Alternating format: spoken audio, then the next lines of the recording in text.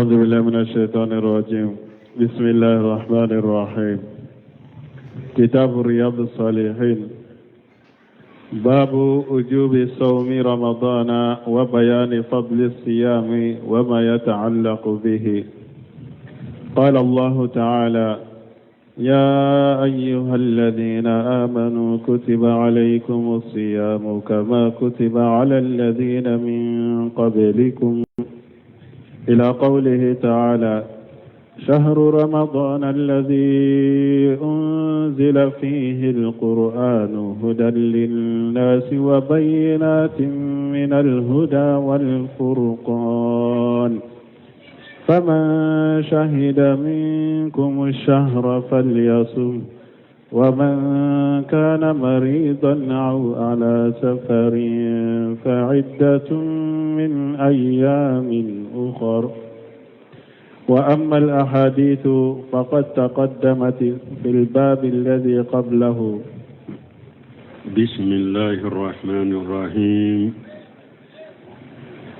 والصلاة والسلام على نبينا محمد وعلى آله وأصحابه وسلم تسليما كثيرا.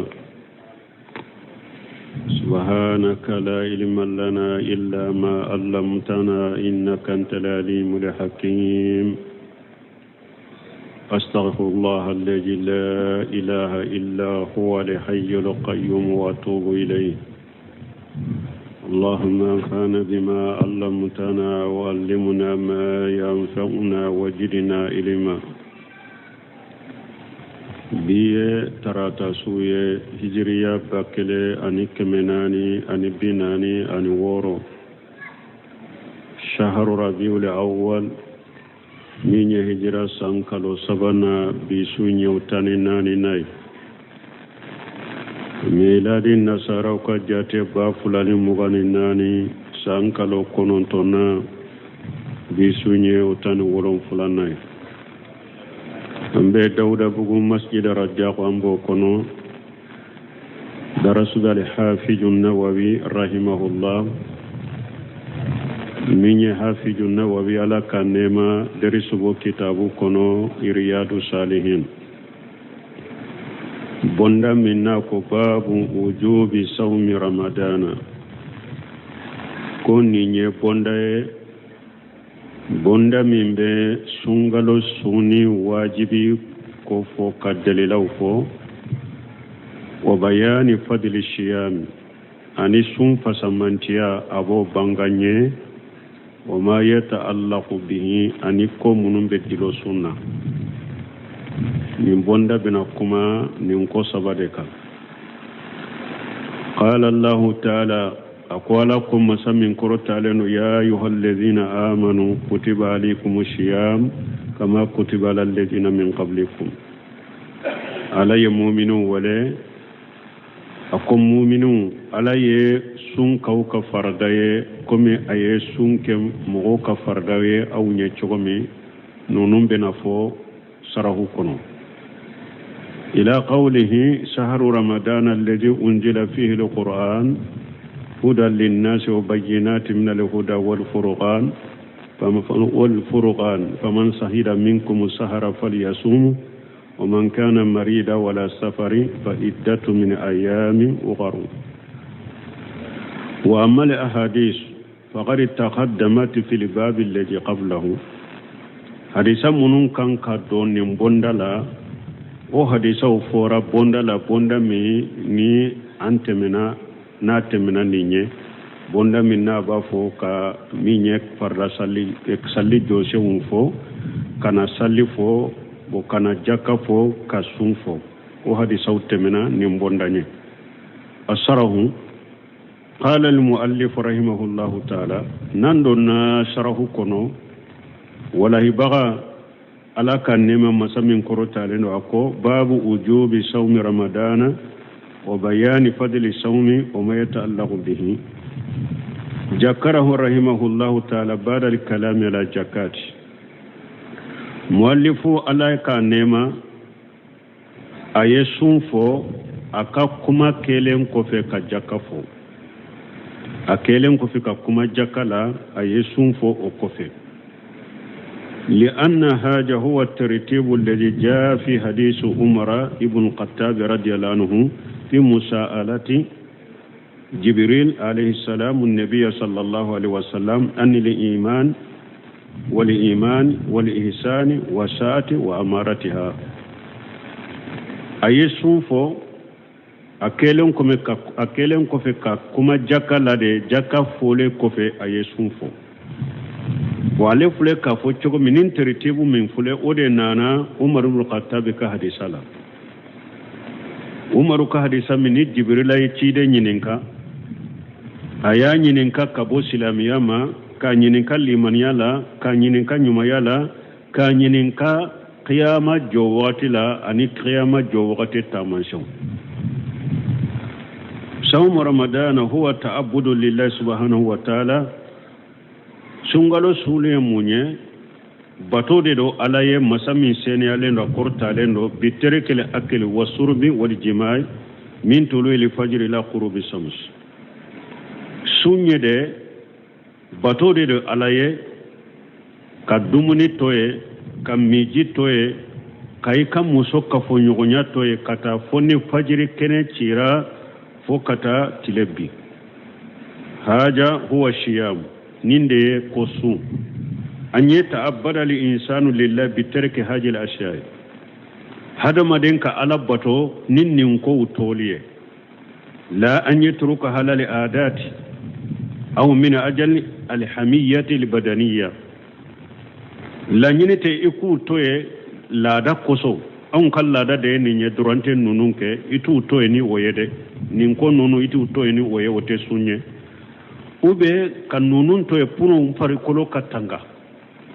purun kinka farikolo tanga bana uni feuna utu to ni onganiya fana yede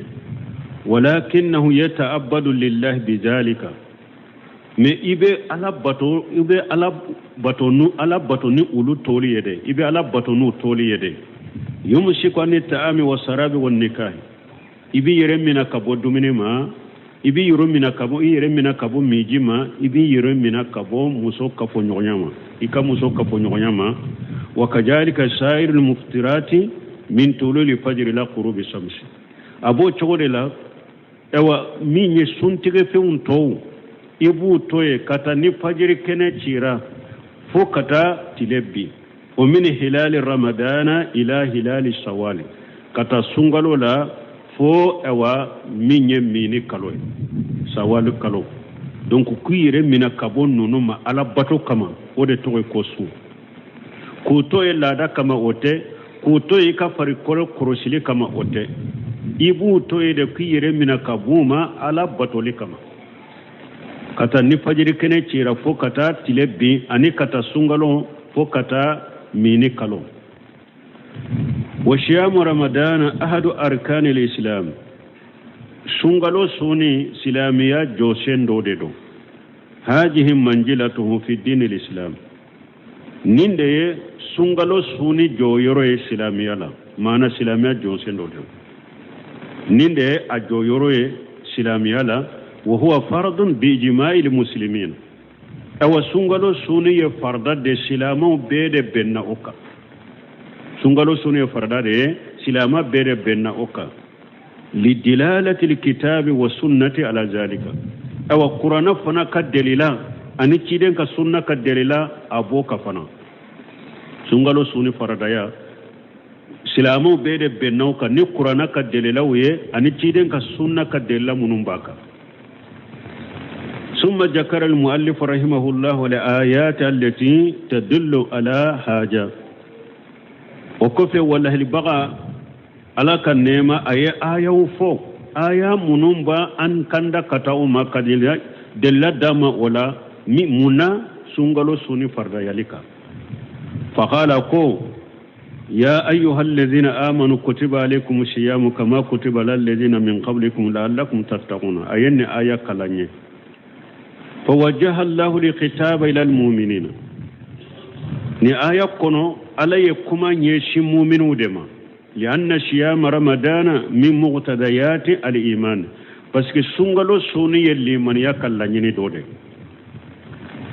ولأن صيام رمضان يكمل به الإيمان باسكو سونغالو سوني أبين لمن يدفر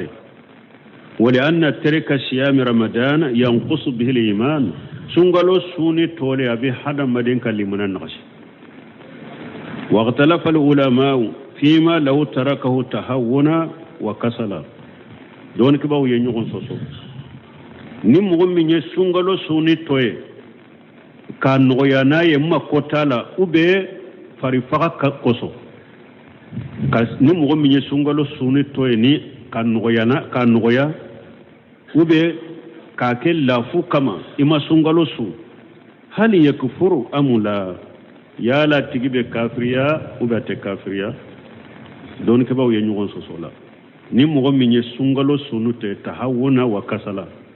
ما كوتالا درو أن لافو كما mais ima suni nan kariyade ima farraya nan kariyade mais eya bafiya sun bafiya de dro ka toye ube ya toye fari fagade kama dro ima su ya la ibe kafiriya ube te kafiriya don ke ba yenyugon so sala wa shahihu annahu la yakfuru kuma sahalen minne ite kafiriya wa annahu la yakfuru li insanu bi tarki shay min arkan al-islam siwa sahadatin wa salati awa kuma sahalin yammin ya fana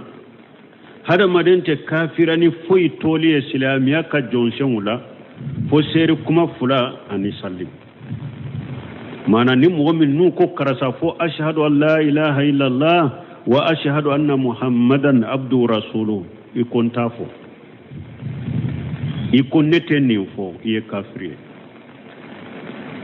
ni mu'min fana أشهد أن لا إله إلا الله وأشهد أن محمدا عبده ورسوله إيافو ميكون نتسلي إيا كافرية كما سهلة من بهذا مدين فوي تولي هذا مدين كافرية سلاميات جونسن نونو جونسن دورو إنا فوق سير كما فلا تولي وبني يسلي توي إيبه كافرية أولولا وقوله تعالى كتب عليكم الصيام أي فريدة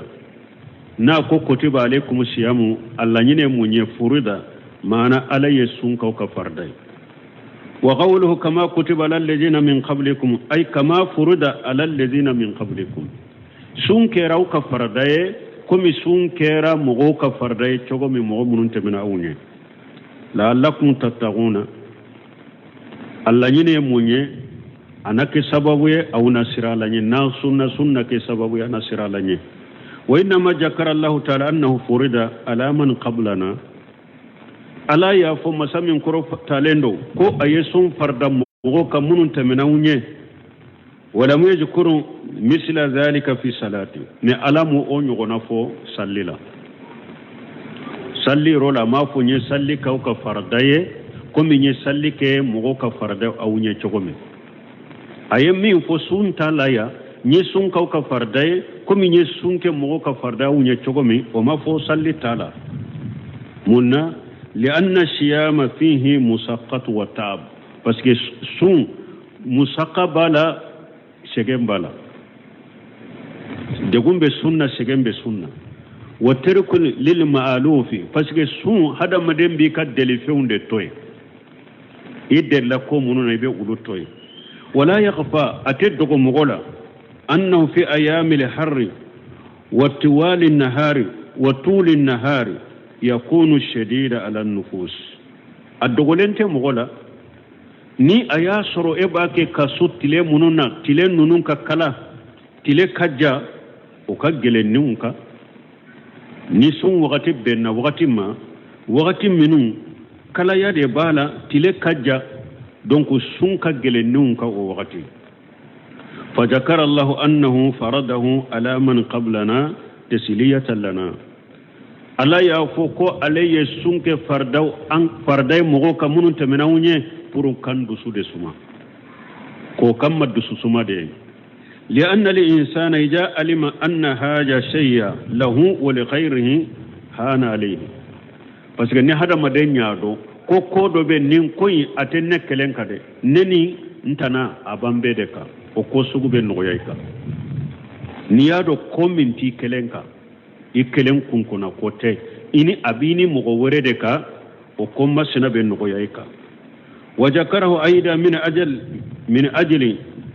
أن يبين أنه جل وعلا أكمل لنا الفضائل ألا يفتوني كفو أي سنبلا مغوكا فرسونك فرموكا أني أنا فدو يموني فنا فرو ألاكا بانغاني مسامين كرو تالينو كواي فسمانتاو دافاني كما أكمل لمن سبقنا ما شاء من الفضائل كم مغمون تمنا أي فسمانتيا من دافا أوكا ni ewa aka jenye ni akalla nyine bo ayo fata min tan yugona fana dafa fanaka wa qawlu ta'ala ni ala qul la'allakum tattaquna ay li ajli an tattaqullah na qul la'allakum tattaqure munye pour onake sababu ye anasira lanye pour anake sababu ye anasira lanye li anna siyama junnatu parce que sunye tanganade yaqika min al-ma'ashi wa yaqika min an-nar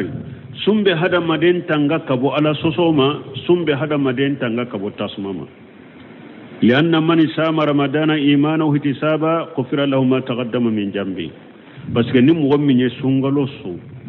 ni liman yai iddu sukun kono ko ala da ya farda yika ani ihtisaba abi bolo fana ko ala bi sarala lagra ni mo minye sungalo su ni ngani yai ghufira lahu ma taqaddama min jambi eye junubu mise minke sani sungalo in kana sungalo in suni bo o junubu passe ka boyla abo junubu ya faye fa qawluhu la'allakum tattaquna ay min ajli at-taqwa mana alanya siranya koso sun keraw ka farday alanya siranya de koso pura ka usiralanye wa hadhihi hiya li hikmatu min injabi sawmi bon ninde ye hikima e sun wajibale anka aka hikima do de fulenni pour kala sira alanye o yadillu ala haja qawlu sallallahu alaihi wasallam ciden ka kuma be dalila iranna ninna ciden ko mallam yadai qawla juri wal amalan bihi wal jahala falaysa lillahi hajatu fi an yada ta'amahu wa sarabahu ciden ko ni mu'min sunna galon kuma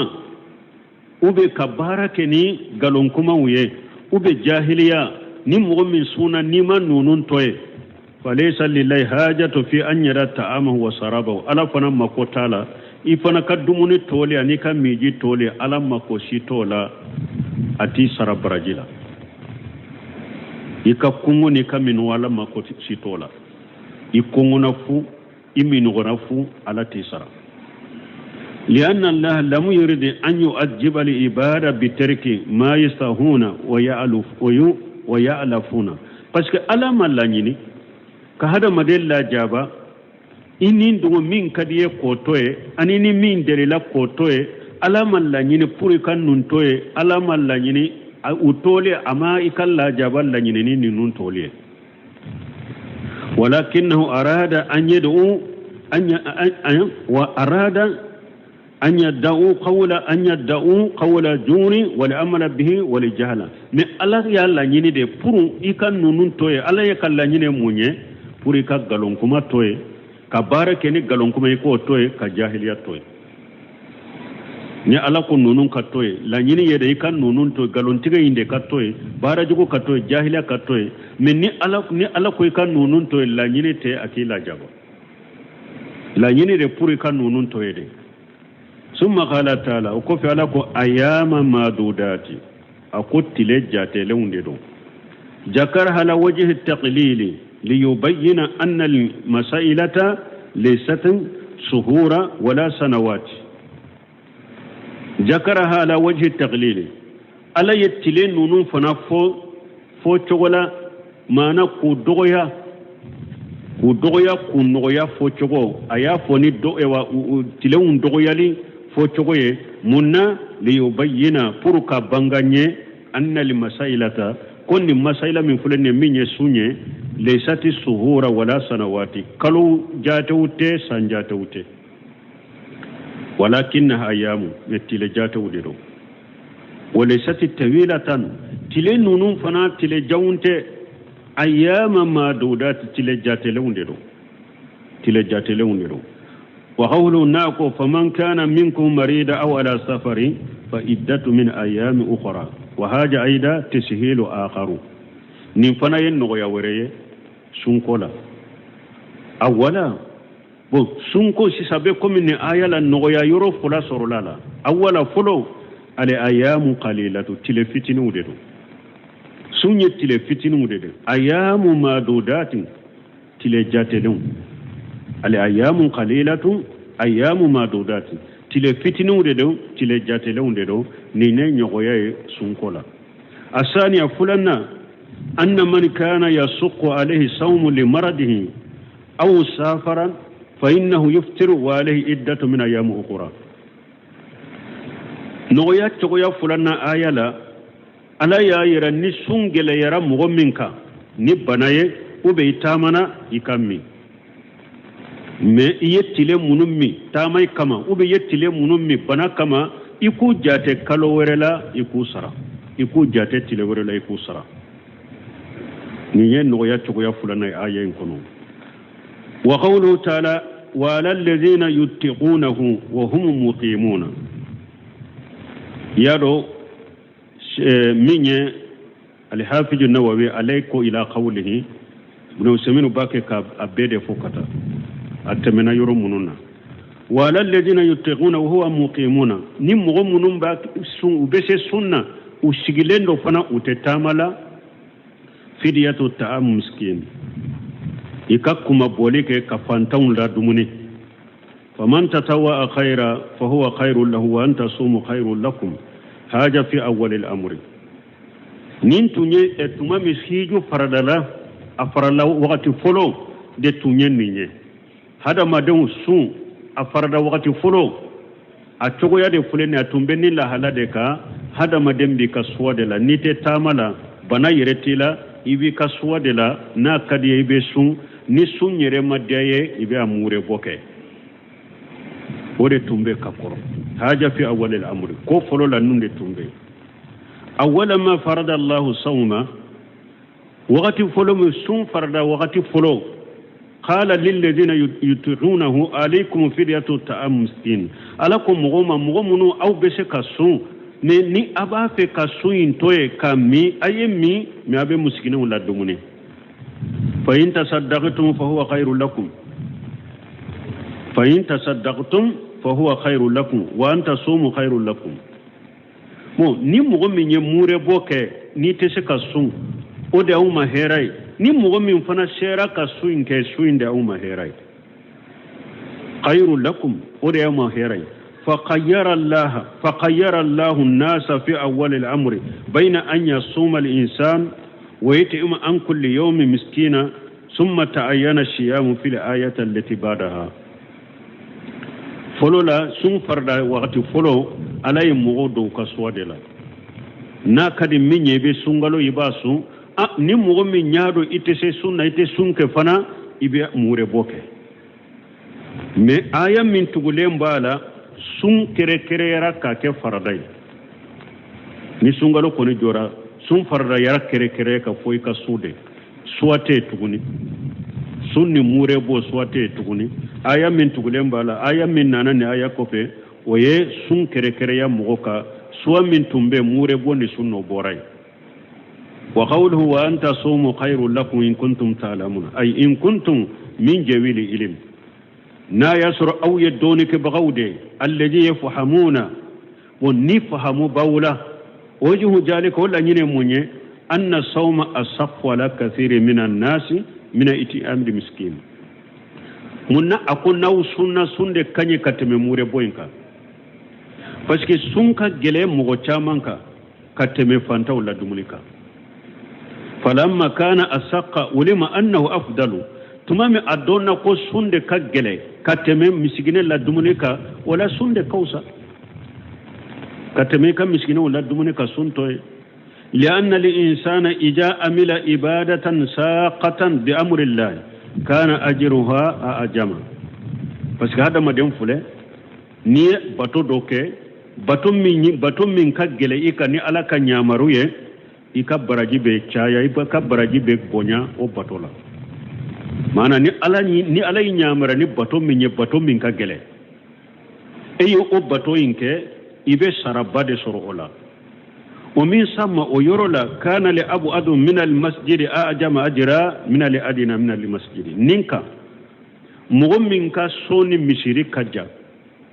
وبراجي كابو كتمي موكا مني مشيري كسو مغمين كسوني مشيري كجا وبراجي كابو كتمي وبراجي كجا كتمي موكا مني مشيري كسو لأنه أكثر عملا parce que minni misiri kajja ode kabara kacha ewa kateme minni misiri kaso lakin laysa mana zalika anna al-insana yatlubu al-musaqqata fil ibadati allati yasaraha Allah ne tuma ibn similu ninfo akome ni mana fana tede hada maden yere ka geleyal nyini kada i yere ka bato wala ala ye bato min no yaye e yere ka wal nyini ko geleya yere ka puri kan ni sarasoro ko to chogo fana la de فإن حاجة من التنطع في الدين ويد أو دوني ده ويد دانتمي ده دينا كونو ويد دانتمي ده دينا كونو كفندو جليا يركلام من جليا إيكا لكن إذا كلفك الله بعبادته وسقط عليك صار حاجة أجمع الأجرا مني الله يبتو دو بلا إيكا بتو جليا رأيكا أكيتو أجليا بيكا ولا إيكا سرب بنيا ولا وأما أن تطلب المسقطة كما يفعل بعض الجهال في أيام الستاي ما أي ركا جليان يني كان يرما باتو دولا كم جاهل دوبا كنين وقتين مثلا مثالي لا يجهب فيتوضأ بالماء البارد نين وقتين مغو يري دبات دابوا كما كتا جيسوما يني كتا جيسوما تكا سالجي تاني جيسوما يقول أبافو إن لإسباغ الوضوء على المكاره مما يرفع الله به درجات ويمه به القطايا أبافو ناتارا جسما ينينلا كسالجي تاناي أو أبافو كو أو مي هذا مدين ني سالجي تاكا دفا وقت من كسالجي تاكا جلي كو على بك درجة كروتاناي أبيك قطاو يافاناي أتجي بين نيمفوني نيمو من نيمفو نقول أنبافو يا أخي أنبالمكي ما هاجة أراد الرسول صلى الله عليه وسلم إفلك حديثا من فو شيدين كلا نينيتي أيام منك شيدين من الله نيني حديثا إنما أراد الرسول صلى الله عليه وسلم أن الإنسان إذا تودى بماء بارد في أيام الستاي كان أعجم أجرا شيدين يا يرادي نيني وغتي نمو من يسالي تنس جيسوماي جيسومالي eka baraji kacha mana mogomi saliji ta wakati sera jikalande te epolo atenya fo eka saliji tani jusumainde ishe ko sitala fo eka saliji tani jusumainde donc ni eye saliji tani jusumanye sisa nene wakati chiden kambe edema ika daraja be korota ika junubu be yafa walakin lam yaqul me chiden ma fode اغسل الماء الباردا چيده مافويه كوننه وقتي جيسما نيني كسالجي تاناي ايو مافويه چيده مافويه كوننه وقتي جيسما د نيني كسالجي تانا وما فوده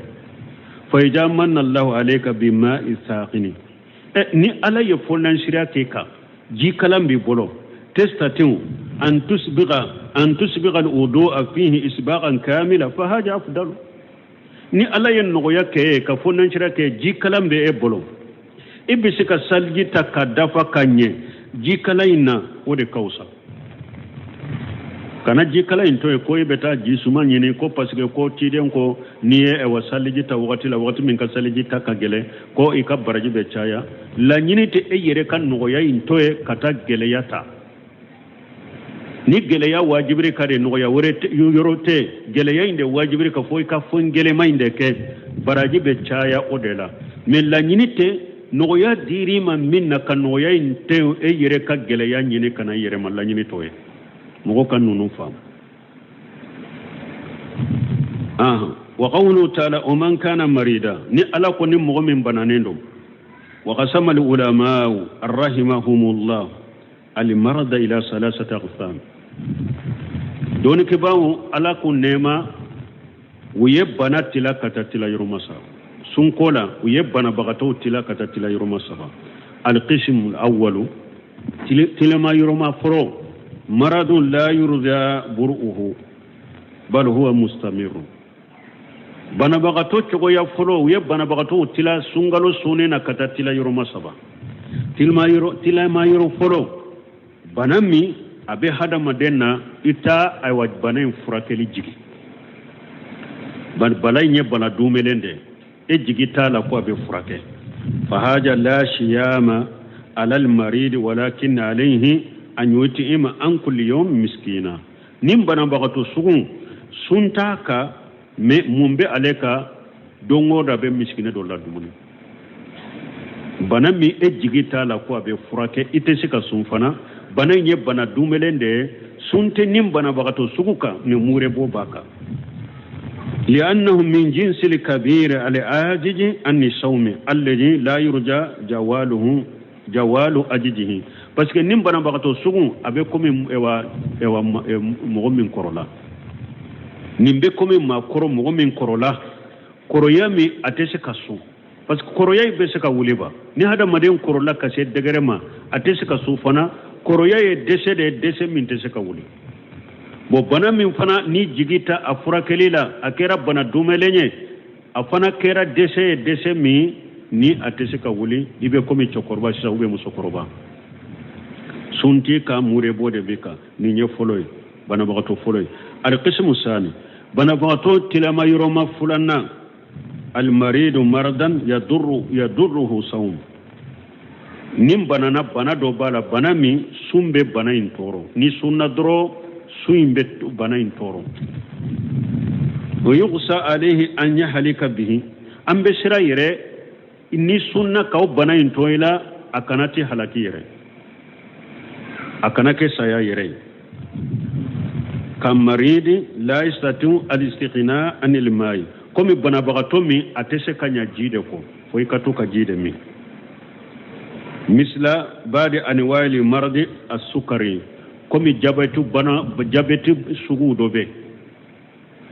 uba fode jabeti de ma ko sukara bana jabeti sugu dobe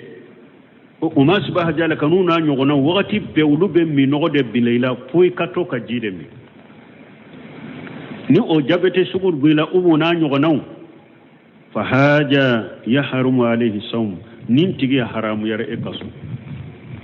ni dankani ya sorora ni sunna doro sumbe bana intoro abese killa se halaki yarema haramu yare kasu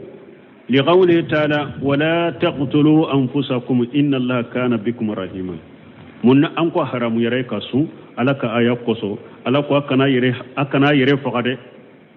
ne ala ye hinna nema bagade kata auma wala nimbana moto suhu e kana sunyima haramu ye me ni yere bado nimbana sugu min fulen ninye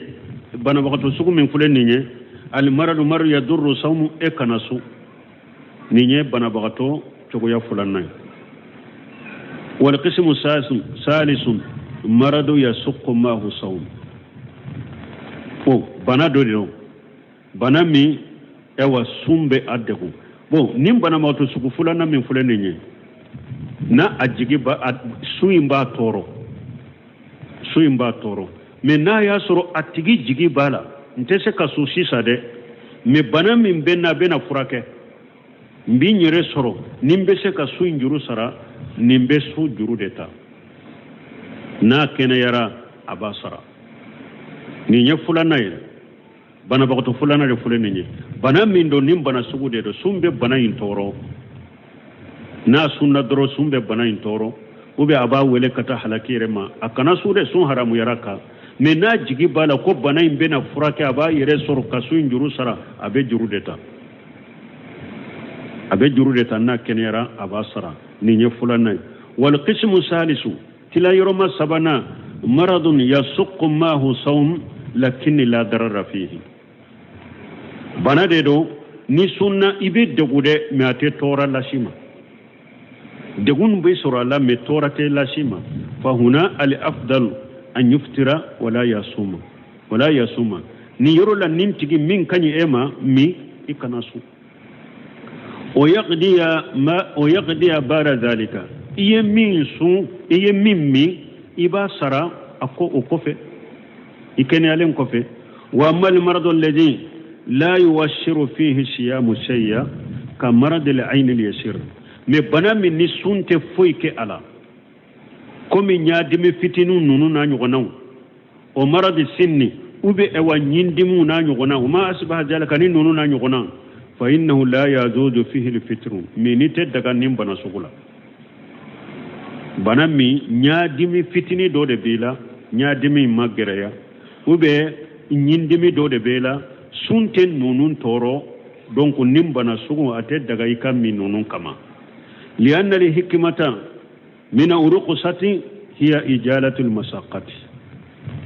parce que hikma min be ni ala yen nogoya di bana bagato ma ki kam mi pour degum min be ka degum wule ka boyka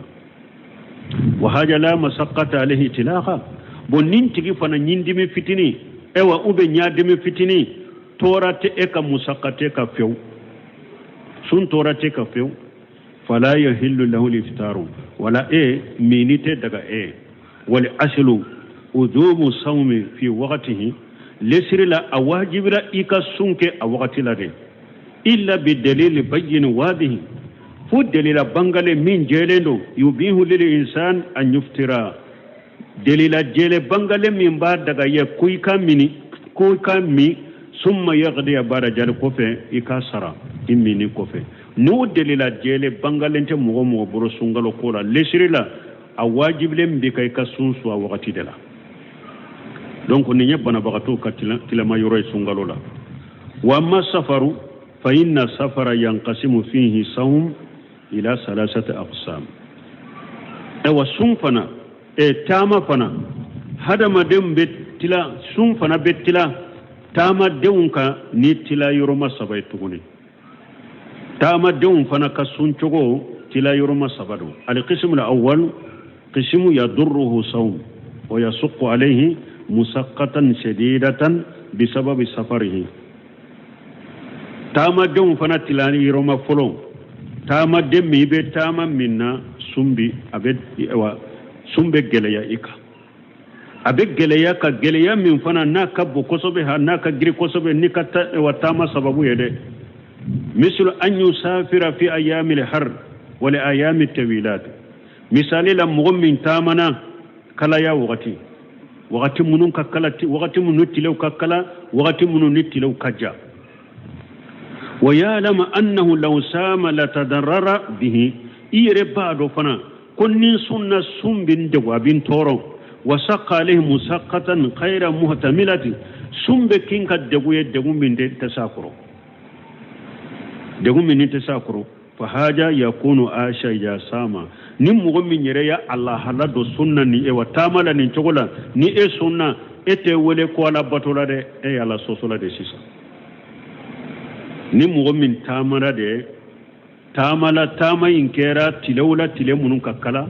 tama inkera tilawla tile munun kajja e yere yado kono ko sumbi toro abe degun dambila degun min kaggele kosobe bo nin tigila mugo ni e sunna e ala sosoy e ala sosola de ika sunna wa dalilu zalika o della jumay أن النبي صلى الله عليه وسلم سقي إليه أن الناس قد سق عليهم الصيام في سفر دون لا تشيدني سيبو تامنا مغوسونينو أنا يرا تشيدنا أو كوسون كو أجل يرا مغو كده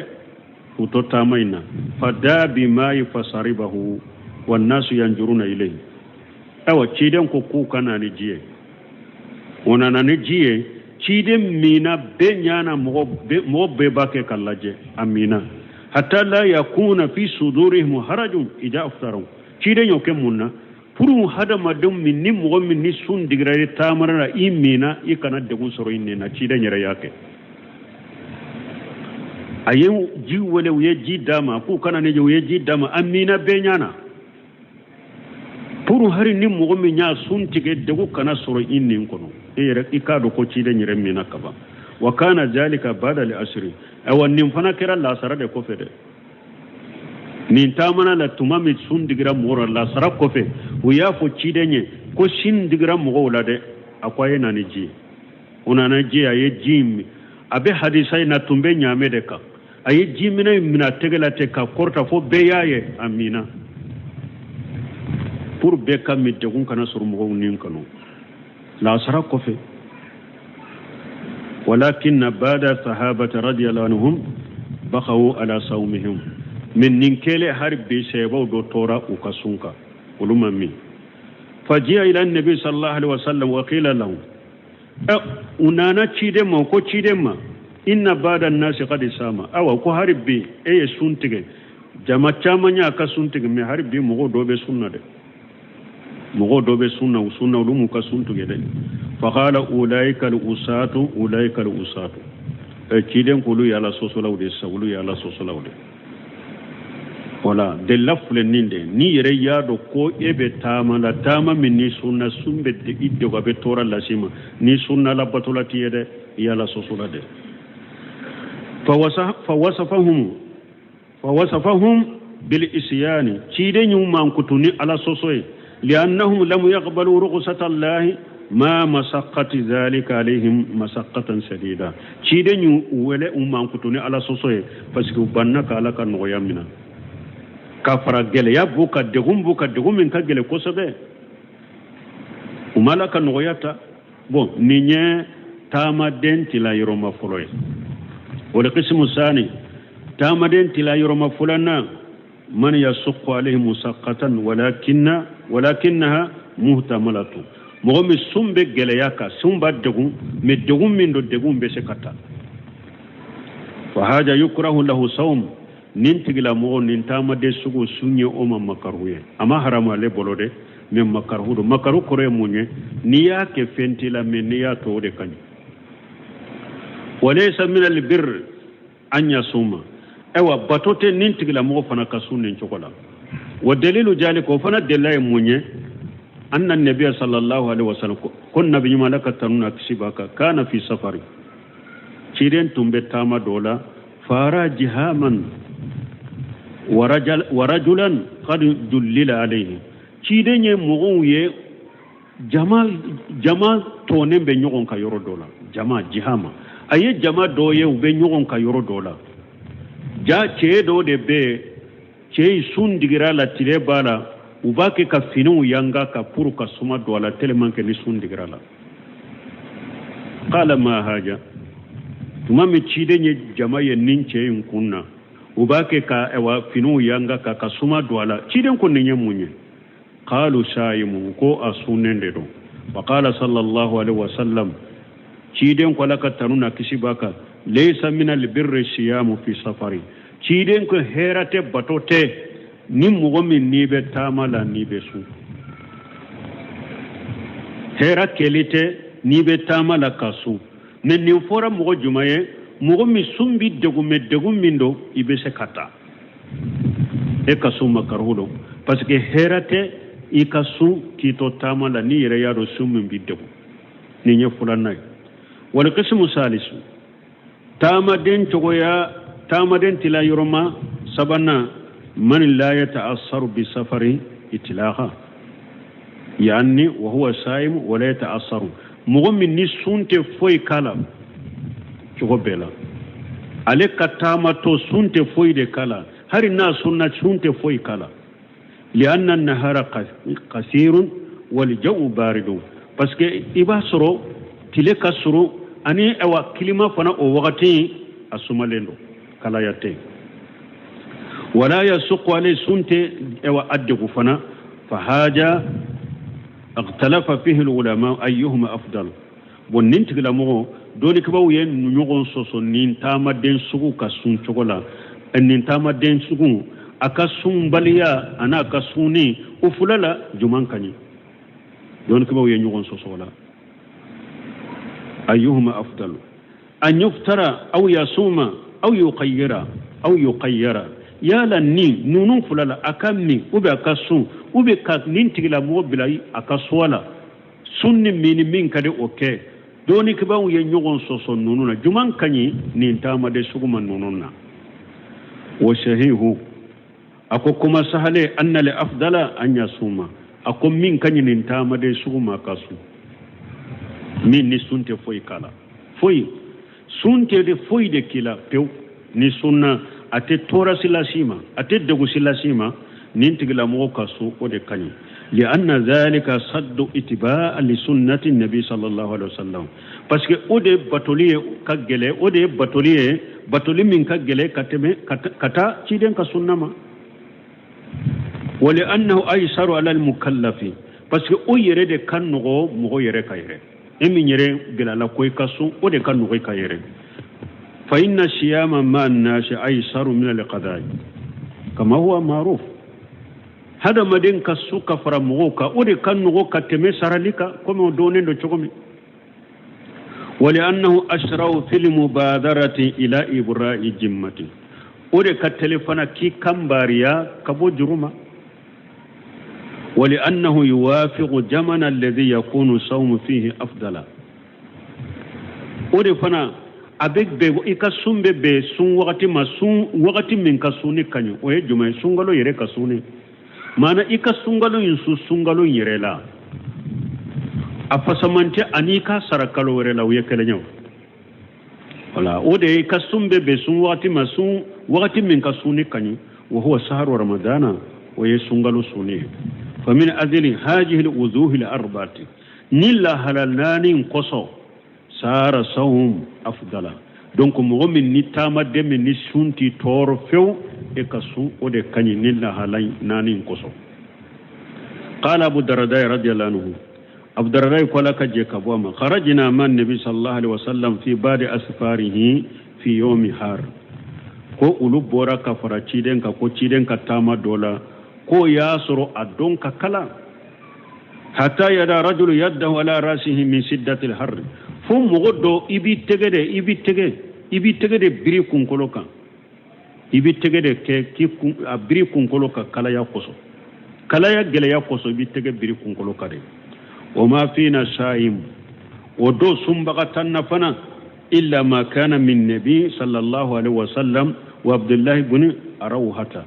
o do sumbaga tuntanna focci de nyere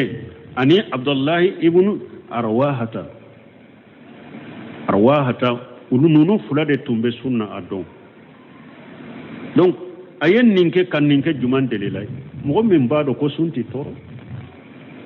ni ay sun ciden sura oddo ciden nyaado sunta le toro ni ay abdullah ibn arwahata fana sunna oddo yado ko sunte sunta toro de unu sunna haja hukumu sawmi fi safar ninde wa sun kiriye tamala wa safaru amun fi man yusafiru lil umrati aw yusafiru li khairi zalika aw nu ko tamade akamme nintama tama bo tamala tama bede minye itamara kata al-umra de la sawa a ube itamara kata al-umra tana de la sawa وفي من سفره دائم وسفره آرد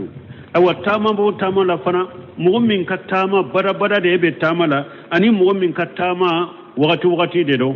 تاما كوني ده فورا دريكم تاما بو تاما لا parce que abena français mogo do be tama la kudaide ulu be tama denya del mogo do fana be wakati de tama be chu ale ka be tama awan nin tama fula be de kenanye ni nugo ya dirima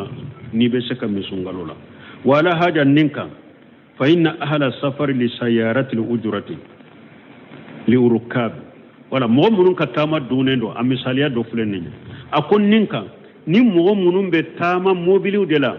mobili munun be mo ta sara de la ni mo be do mobiliu la sara de la aba fo transport bu aba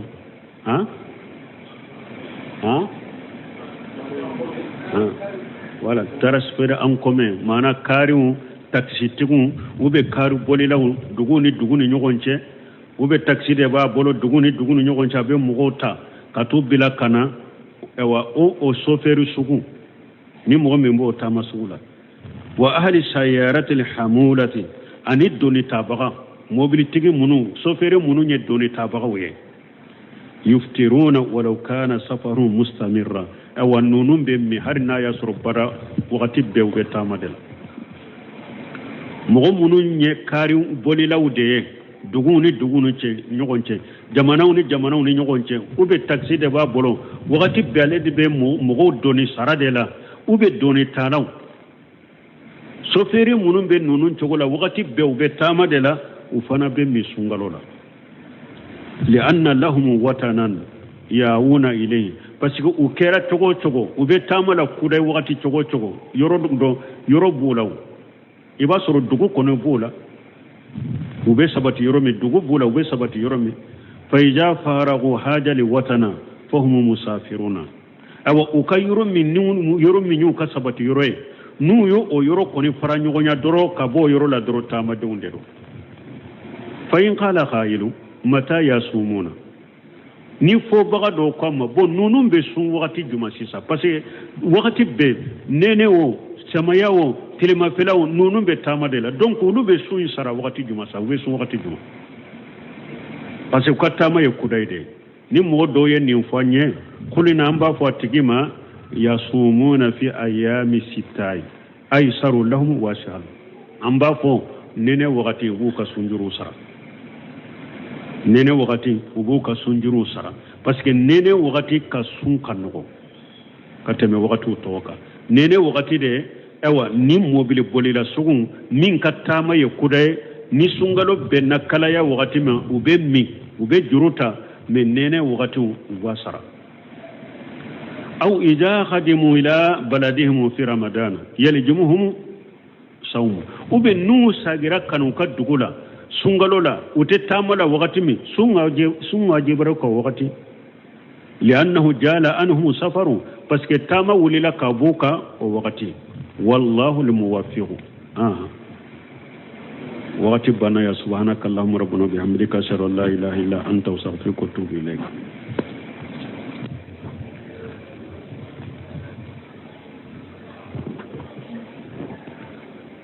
أعوذ بالله من الشيطان الرجيم. بسم الله الرحمن الرحيم. كتاب رياض الصالحين. باب وجوب صوم رمضان وبيان فضل الصيام وما يتعلق به. قال الله تعالى: يا أيها الذين آمنوا كتب عليكم الصيام كما كتب على الذين من قبلكم إلى قوله تعالى: شهر رمضان الذي أنزل فيه القرآن هدى للناس وبينات من الهدى والفرقان فمن شهد منكم الشهر فليصم ومن كان مريضا أو على سفر فعدة من أيام أخر. وأما الأحاديث فقد تقدمت في الباب الذي قبله. بسم الله الرحمن الرحيم، والصلاة والسلام على نبينا محمد وعلى آله وأصحابه وسلم تسليما كثيرا. سبحانك لا علم لنا إلا ما علمتنا إنك أنت العليم الحكيم. أستغفر الله الذي لا إله إلا هو الحي القيوم وأتوب إليه. اللهم انفعنا بما علمتنا وعلمنا ما ينفعنا وزدنا علما. biye tarata suye hijriya bakele ani kemenani ani binani ani woro shahru rabiul awwal minye hijra sankalo sabana bisu nyutani nani nay miladi nasara ka jate ba fulani mugani nani sankalo konontona bisu nyutani wolon fulanay ambe dawda bugu masjid rajaq ambo kono